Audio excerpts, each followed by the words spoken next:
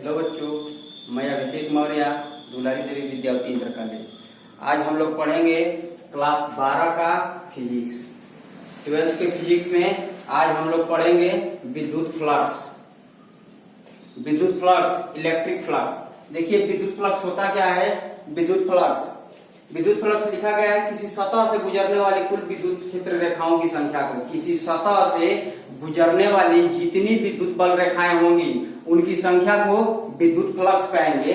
जैसे ध्यान से समझिए, यहाँ पर कोई चार्ज रखा है, तो इसके चारों तरफ ये हमारा ये विद्युत बल रेखाएं फैलेंगी। तो इसके चारों तरफ ये विद्युत बल रेखाएं फैल गई। अब इसी विद्युत बल रेखाओं के बीच में हम कोई एक क्या रख दें, पृष्ठ रख दें। देखिए सतह रख दें, मतलब कोई एक पृष्ठ रख दें। तो यहाँ पर हमने एक पृष्ठ रख दिया ऐसे।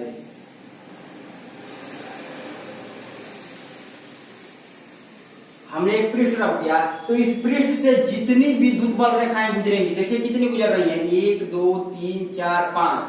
कितनी बल रेखाएं गुजर रही है, 5। तो ये जितनी बल रेखाएं गुजरेंगी इन्हीं की संख्या को हम विद्युत फ्लक्स कहते हैं। विद्युत फ्लक्स किसे कहते हैं? किसी विद्युत बल रेखाओं द्वारा किसी विद्युत बल रेखाएं किसी पृष्ठ से जितनी संख्या में गुजरती हैं उसे विद्युत फ्लक्स कहते हैं। इसको परिभाषा के रूप में लिखा गया है कि किसी सतह से गुजरने वाली, मतलब किसी सतह से गुजरने वाली इन विद्युत बल रेखाओं की संख्या को, किनको, इन विद्युत बल रेखाओं की संख्या को हम विद्युत फ्लक्स कहते हैं। मतलब हम कह सकते हैं कि ये हमारा एक सतह हो गया। ध्यान से देखिए, ये किताब है, यह हमारा एक सतह हो गया। तो इस सतह से जितनी विद्युत बल रेखाएं गुजरेंगी इनकी संख्या को हम क्या कहते हैं, विद्युत फ्लक्स कहते हैं। विद्युत फ्लक्स हो गया। देखिए कितने प्रकार के होते हैं विद्युत फ्लक्स, 2 प्रकार के होते हैं। विद्युत फ्लक्स कितने प्रकार के होते हैं? विद्युत फ्लक्स 2 प्रकार के होते हैं। पहला होता है धनात्मक विद्युत फ्लक्स और दूसरा होता है ऋणात्मक विद्युत फ्लक्स। देखिए धनात्मक विद्युत फ्लक्स किसे कहते हैं? तो धनात्मक विद्युत फ्लक्स में लिखा होगा कि विद्युत बल रेखाएं जब पृष्ठ से बाहर निकलती हैं, विद्युत बल रेखाएं जब पृष्ठ से बाहर निकलती हैं तो धनात्मक विद्युत फ्लक्स होता है। और ऋणात्मक विद्युत फ्लक्स में बताएंगे कि विद्युत बल रेखाएं जब पृष्ठ के अंदर जाती हैं तो ऋणात्मक विद्युत फ्लक्स होता है। जैसे ध्यान से देखिए, हमारा यह एक पृष्ठ हो गया, ऐसे हमारा यह एक पृष्ठ हो गया। तो जब विद्युत बल रेखाएं पृष्ठ से ऐसे बाहर निकलेंगी, ध्यान से देखिए, पृष्ठ से जब ऐसे बाहर निकलेंगी तो यहाँ पर धनात्मक विद्युत फ्लक्स होगा। कैसा विद्युत फ्लक्स होगा? धनात्मक विद्युत फ्लक्स होगा। लेकिन अगर यही विद्युत बल रेखाएं पृष्ठ के अंदर जाती हुई प्रतीत होंगी, ऐसे अंदर जाती हुई प्रतीत हो रही है पृष्ठ के, तो यहाँ पर ऋणात्मक विद्युत फ्लक्स होगा। तो विद्युत बल रेखाएं विद्युत फ्लक्स कितने प्रकार के होते हैं? विद्युत फ्लक्स 2 प्रकार के होते हैं। एक होता है धनात्मक विद्युत फ्लक्स और दूसरा होता है ऋणात्मक विद्युत फ्लक्स। तो धनात्मक विद्युत फ्लक्स किसे कहते हैं? विद्युत बल रेखाएं जब पृष्ठ से बाहर निकलती हैं, ये विद्युत बल रेखाएं जब किसी सतह से, पृष्ठ मतलब सतह, कोई भी सतह, जैसे यह है किताब है, इस किताब का यह सतह होगा, तो विद्युत बल रेखाएं जब इससे बाहर निकलेंगी, मतलब इधर को निकलेंगी, तब ये धनात्मक विद्युत फ्लक्स होगा। लेकिन अगर यही विद्युत बल रेखाएं इसके अंदर प्रवेश करती हुई नजर आएंगी तो ये ऋणात्मक विद्युत फ्लक्स होगा। ध्यान से देख लीजिए। और विद्युत फ्लक्स किसे कहते हैं? तो बताएंगे किसी सतह से, मान लीजिए कि यह सतह है, किसी सतह से गुजरने वाली विद्युत बल रेखाओं की संख्या को विद्युत फ्लक्स कहते हैं। विद्युत फ्लक्स किसे कहते हैं? किसी सतह से गुजरने वाली विद्युत बल रेखाओं की संख्या को विद्युत फ्लक्स कहते हैं। मतलब इस सतह से जितनी विद्युत बल रेखाएं गुजर रही हैं।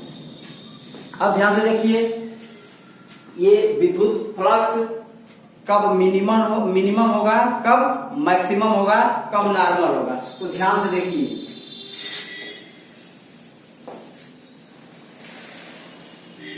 अगर हम सतह को बिल्कुल ऐसे लंबवत रखें, तो देखिए, अगर हम सतह को ऐसे बिल्कुल लंबवत रखते हैं तो जो विद्युत बल रेखाएं हैं इस सतह से बहुत ज्यादा मात्रा में गुजरेंगी। अब सपोज कीजिए कि ये विद्युत बल रेखाएं ऐसे हैं, ये कुछ एक समान विद्युत बल रेखाएं होंगी, या एक समान विद्युत बल रेखाएं अगर इस सतह को हम इसके लंबवत रख दें तो देखिए कितनी गुजर रही हैं, 1 2 3 4, 4 रेखाएं इससे गुजर रही हैं। अब एक बार सपोज कीजिए कि इस सतह को हम इस विद्युत बल रेखाओं के समांतर रख दें ऐसे। तो जब समांतर रखेंगे तो ये रेखाएं ऊपर नीचे से निकल जाएंगी। हो सकता है एक गुजरे या हो सकता है कि वो भी न गुजरे।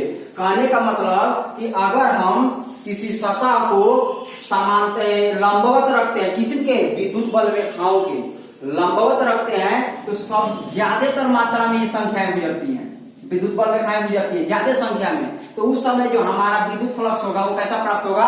मैक्सिमम प्राप्त होगा। और सपोज दैट कि ये विद्युत बल रेखाएं हैं और इसके बीच में हमने ये एक पृष्ठ रख दिया, सतह रख दिया।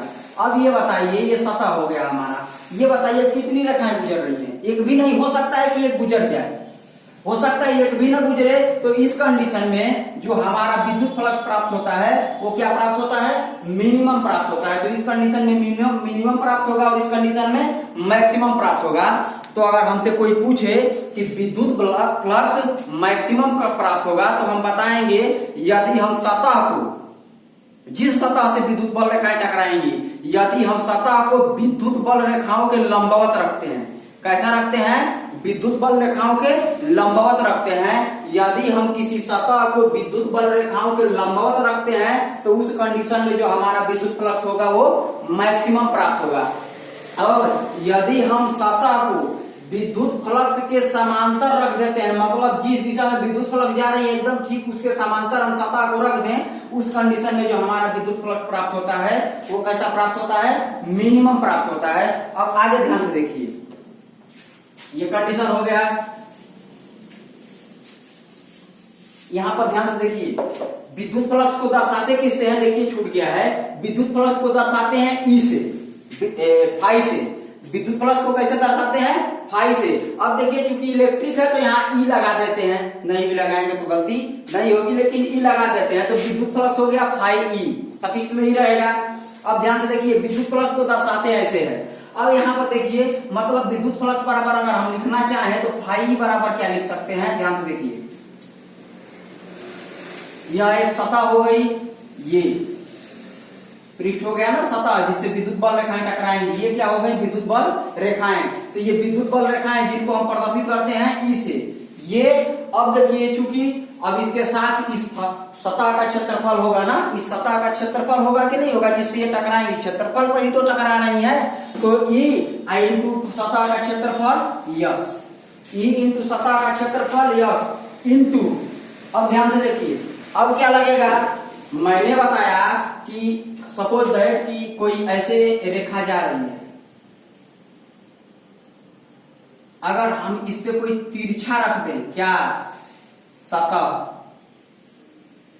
तिरछा इस सतह रख सकते हैं, तो इस रेखा के और इस सतह के बीच में कोई ना कोई कोण बनेगा।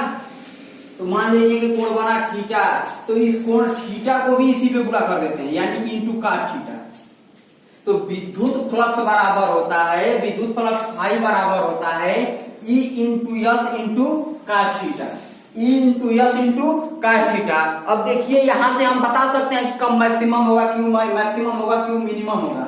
हमने कहा कि एक बार सतह को इस विद्युत बल रेखाओं के लंबवत रखते हैं, मतलब कितने डिग्री पर रखते हैं? 90 डिग्री पे। फिर हमने बताया कि एक बार इस सतह को इस विद्युत बल रेखाओं के समांतर रखते हैं, मतलब कितने डिग्री पर रखते हैं? 0 डिग्री पे। कितने डिग्री पर रखते हैं? 0 डिग्री पे।